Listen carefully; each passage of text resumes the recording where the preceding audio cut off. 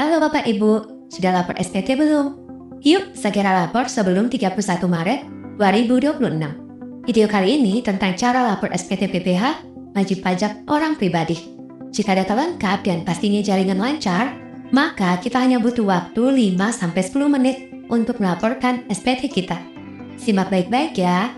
Kita masuk pada aplikasi Cortex. Ini berandanya seperti biasa. Untuk login, masukkan ID pengguna yaitu nomor induk kependudukan atau NIK, NIK, kemudian kata sandi dan masukkan CAPTCHA atau nomor kode yang ditampilkan. Pastikan semua data sesuai. Selanjutnya klik login. Kita sudah berada pada akun Cortex. Di sini terdapat nama dan NIK. Selanjutnya kita persiapkan bukti pemotongan atau BPA2. Seperti ini. Sekarang kita akan melaporkan SPT tahunan. Kita ke bagian surat pemberitahuan atau SPT. Klik SPT. Kemudian kita diarahkan pada laman seperti ini. Ada tampilan SPT belum disampaikan. Lebih dahulu kita harus membuat konsep SPT ya Bapak Ibu. Klik buat konsep SPT. Dan untuk menuju pada pembuatan konsep SPT ada 3 langkah yang harus kita lewati. Langkah yang pertama, pilih jenis SPT yang akan dilaporkan. Di sini ada 4 pilihan karena kita pajak penghasilan orang pribadi. Jadi kita pilih PPH orang pribadi. Klik PPH orang pribadi, kemudian lanjut. Langkah kedua, pilih periode pelaporan SPT. Pilih SPT tahunan. Dan periode di sini otomatis tertampil Januari sampai Desember 2025. Klik dan lanjut. Dan langkah yang ketiga, pilih jenis SPT. Di sini juga pilihannya hanya normal. Kita klik dan buat konsep SPT. Selanjutnya, jika tampil notif sukses, maka kita akan berada kembali pada laman sebelumnya. Tetapi bedanya sudah ada konsep SPT kita yang siap untuk diisi. Untuk mulai mengisi, kita klik tanda pena di sini. Sekarang kita berada pada lembar SPT tahunan PPH wajib pajak orang pribadi. Di sini terdiri atas 2 laman. Yang pertama induk dan kedua lampiran. Kita mulai pada laman induk. Dimulai dari header. Data yang ada sudah terisi secara otomatis. Metode pembukuan yaitu pencatatan. Yang kita isi di sini adalah sumber penghasilan. Kita pilih pekerjaan. Selanjutnya klik posting untuk menampilkan secara otomatis data pajak kita. Ke bagian A, identitas wajib pajak. Data sudah terisi secara otomatis. Untuk nomor 7, jika status kewajiban perpajakan suami dan istri PH dan MT. PH itu artinya pisah harta dan MT memilih terpisah. Untuk bagian ini kita lanjut saja. Tetapi jika ada data Bapak Ibu tidak sesuai, khususnya nomor telepon dan email, silakan diganti pada menu portal saya. Bagian B, ikhtisar penghasilan neto. Apakah Anda menerima penghasilan dalam negeri dari pekerjaan? Jawabannya tentu saja ya. Karena kita menjawab ya, maka kita diminta untuk mengisi lampiran 1 bagian D. Kemudian di sebelah kanan muncul nominal yang sesuai dengan bukti pemotongan. Untuk pertanyaan berikutnya, kita jawab sesuai dengan keadaan kita masing-masing ya Bapak Ibu. Di sini pertanyaan kedua, apakah Anda menerima penghasilan dalam negeri dari usaha dan atau pekerjaan bebas? Apakah Anda menerima penghasilan dalam negeri lainnya? Dan yang terakhir, apakah Anda menerima penghasilan luar negeri? Bagian C, penghitungan pajak terutang. Nomor 2, data nominal muncul secara otomatis dan sesuai dengan bagian B sebelumnya. Nomor 3, di sini pertanyaannya, apakah terdapat pengurang penghasilan neto seperti kompensasi kerugian atau zakat sumbangan keagamaan yang dibayar selain yang telah diperhitungkan dalam formulir BPA1 dan atau BPA2? Di sini kita menjawab tidak. Nomor 4, data nominal otomatis. Nomor 5 ini adalah status PTKP ada pada bukti pemotongan. Silakan Bapak Ibu isi. Selanjutnya di sebelah kanan muncul nominal sesuai bukti pemotongan. Nomor 6, 7 otomatis. Nomor 8, apakah terdapat pengurangan PPH terutang? Jawabannya tidak. Dan nomor 9 ini adalah data otomatis. Untuk bagian D, kredit pajak, pertanyaan pertama, apakah terdapat PPh yang telah dipotong atau dipungut oleh pihak lain? Di sini kita jawab ya. Selanjutnya kita diminta untuk mengisi lampiran 1 bagian E, dan di sebelah kanan juga akan muncul secara otomatis data nominal sesuai bukti pemotongan. Untuk 2 baris berikutnya merupakan data otomatis, jadi kita lewati saja. Selanjutnya pertanyaan terakhir, apakah Anda menerima pengembalian atau pengurangan kredit PPh luar negeri yang telah dikreditkan? Di sini kita jawab tidak. Untuk bagian E, F, dan G merupakan data otomatis ya Bapak Ibu, jadi kita lewati. Kemudian di bagian H, ini terkait PPh pasal 25, di sini kita jawab tidak. Lanjut bagian I, pernyataan transaksi lainnya. Pertama, harta pada akhir tahun. Kita diminta mengisi lampiran 1 bagian A, dan di sini tidak ada pilihan jawaban ya atau tidak. Artinya kita diminta mengisi harta yang kita miliki setidaknya minimal 1 jenis. Jika lampiran telah diisi, maka data nominal akan muncul secara otomatis di sebelah kanan. Pertanyaan kedua, sesuaikan kembali dengan keadaan kita ya Bapak Ibu. Apakah Anda memiliki utang pada akhir tahun pajak? Jika kita jawab ya, maka kita diminta mengisi lampiran 1 bagian B. Jika lampiran telah diisi, maka nominal utang akan muncul secara otomatis di sebelah kanan seperti data harta sebelumnya. Untuk pertanyaan berikutnya, apakah Anda menerima penghasilan yang dikenakan pajak penghasilan bersifat final? Di sini kita jawab tidak. Apakah Anda menerima penghasilan yang tidak termasuk objek pajak? Di sini juga kita jawab tidak. 2 nomor selanjutnya ini merupakan data otomatis. Kemudian pertanyaan di nomor 14G, apakah Anda menerima dividen dan atau penghasilan lain dari luar negeri dan melaporkannya sebagai penghasilan tidak termasuk objek pajak? Di sini kita jawab tidak. Untuk nomor terakhir 14H, ini merupakan data otomatis. Bagian J, lampiran tambahan, ini merupakan data otomatis, jadi kita lanjut saja. Pada bagian terakhir K, pernyataan, di sini sudah tertera status SPT nihil dan juga ada pernyataan wajib pajak.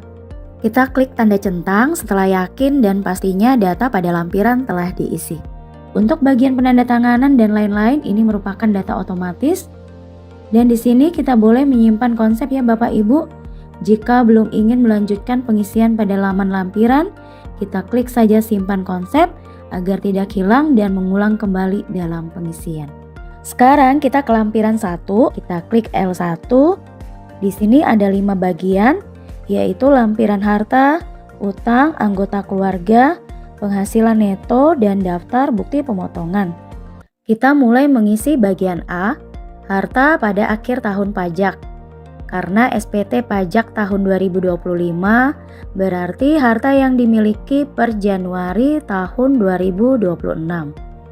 Beberapa jenis harta yang dikelompokkan di sini ada 6. Yang pertama kas dan setara kas, yang kedua piutang, yang ketiga investasi, yang keempat harta bergerak, yang kelima harta tidak bergerak, dan yang keenam harta lainnya. Bapak Ibu silakan mengecek sendiri harta-harta yang dimaksud pada setiap jenisnya. Kemudian pilih jenis harta yang ingin dilaporkan. Contoh di sini saya memilih harta bergerak.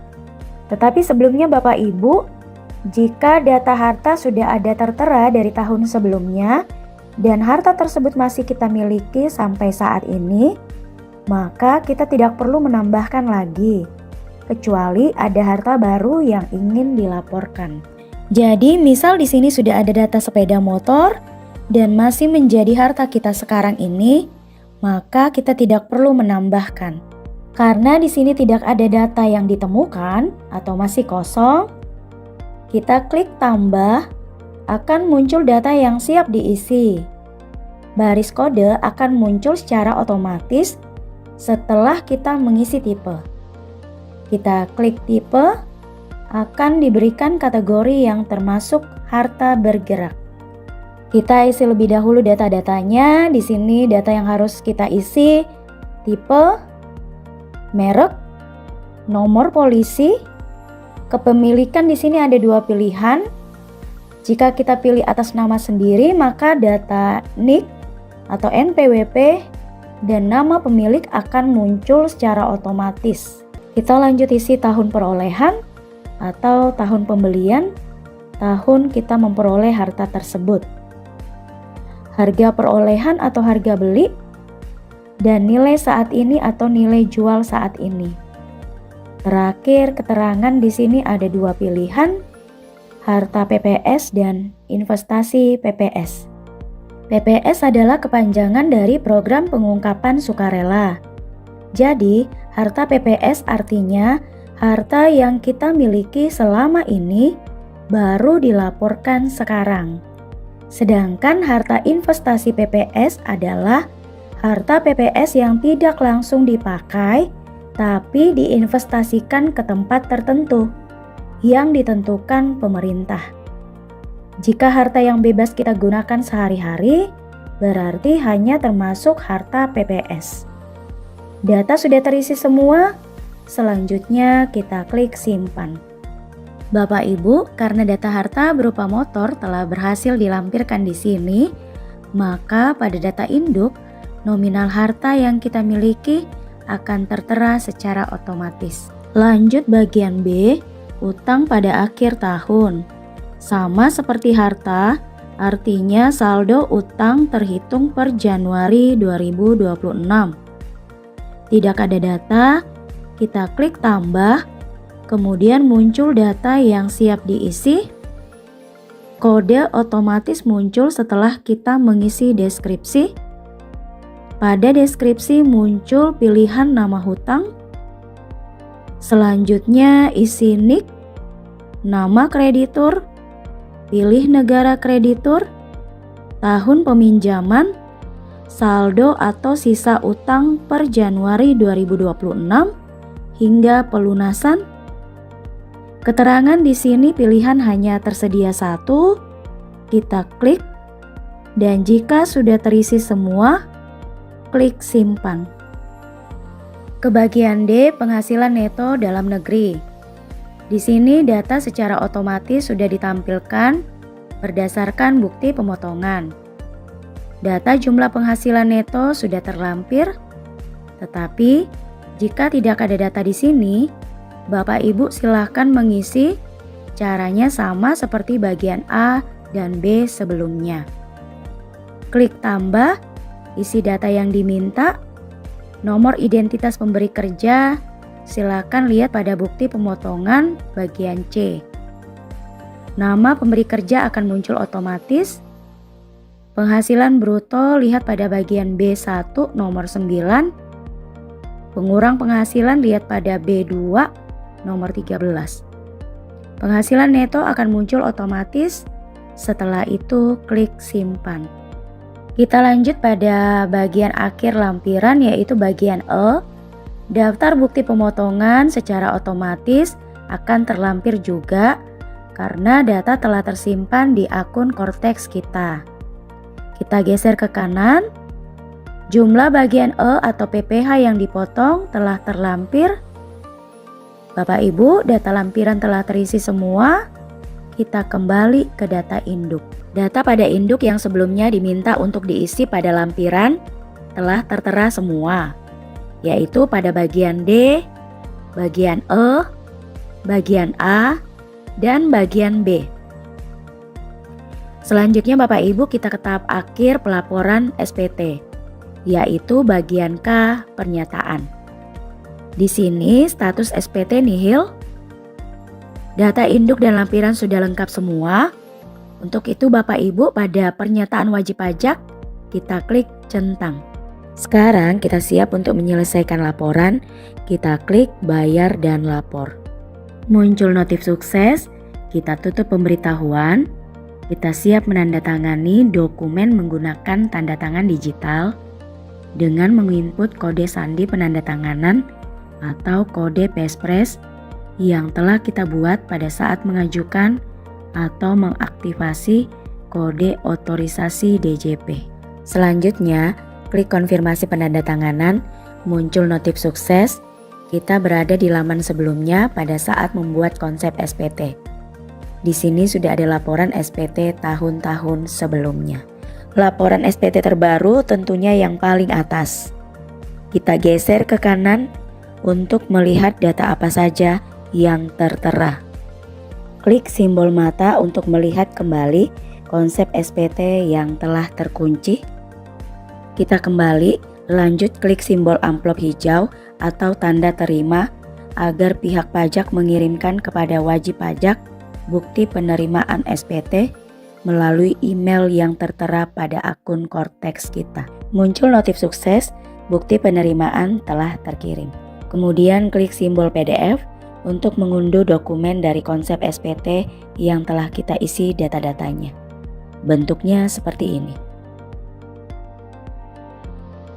Selanjutnya kita cek email untuk melihat BPE SPT kita. Di sini terlihat ada pesan dari pajak. Kita buka dan bentuknya seperti ini. Karena ini merupakan bukti sehingga perlu kita arsipkan, diunduh, kemudian dicetak dan kita serahkan kepada staf TU sebagai dokumentasi atau pelaporan. Bapak Ibu, demikian cara melaporkan SPT tahunan PPh wajib pajak orang pribadi. Mudah kan? Semoga bermanfaat.